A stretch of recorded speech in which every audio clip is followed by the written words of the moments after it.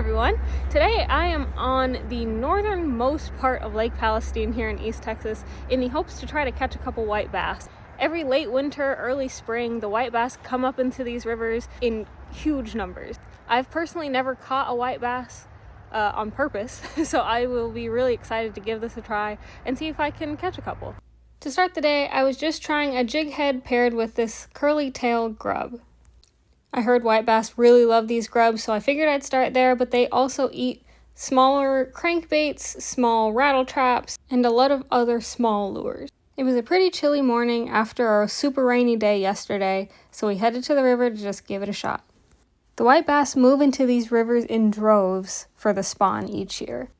The river was incredibly crowded, so there wasn't a whole lot of places I could move. I just found an empty spot of bank and started casting, hoping that a group would come by me sometime soon. So I made cast after cast after cast and just wasn't having any luck, and it was also starting to get pretty warm. So I decided to change lures, take off my jacket, and get back to work. I decided on more of an underspin type lure, something with a little bit of brightness and flash. I was hoping to throw something a little more unique, something that the people around me weren't throwing, so maybe these fish would come find my lure. And not too long after that switch, I got my first bite.